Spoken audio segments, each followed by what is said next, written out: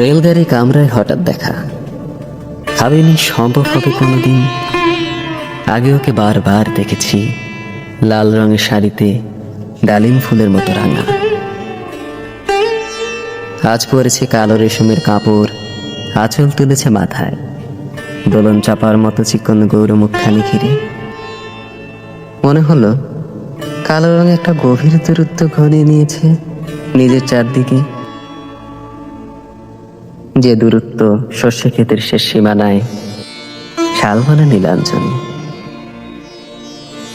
থমকে গেল আমার সমস্ত মনটা। চেনা লোককে দেখলেন অচেনার গান ফিরছে। হঠাৎ খবরের কাগজ ফেলে দিয়ে আমাকে করলে নমস্কার।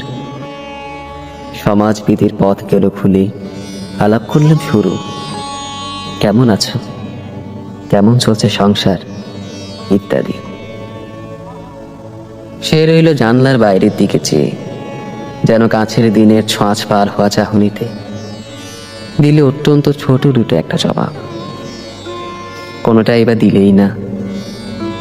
বুঝিয়ে দিলে হাতের অস্থিরতায়, কেন এসব কথা, এর চেয়ে অনেক ভালো চুপ করে থাকা। আমি ছিলাম অন্য বেঞ্চিতে ওর সাথীদের সঙ্গে। এক সময় আঙুল নেড়ে জানালে কাছে আসতে, মনে হলো কম সাহস নয়। বসলুম ওর এক বেঞ্চিতে। গাড়ির আওয়াজে আড়ালে বললে মৃদু স্বরে, কিছু মনে করো না, সময় কোথা সময় নষ্ট করবার। আমাকে নামতে হবে পরের স্টেশনে। দূরে যাবে তুমি, দেখা হবে না আর কোনোদিনই। তাই যে প্রশ্নটার জবাব এতকাল থেমে আছে, শুনবো তোমার মুখে, সত্য করে বলবে তো? আমি বললেন, বলবো। বাইরের আকাশের দিকে তাকিয়ে শুধু, আমাদের গেছে যে দিন, একেবারেই কি গেছে, কিছুই কি নেই বাকি।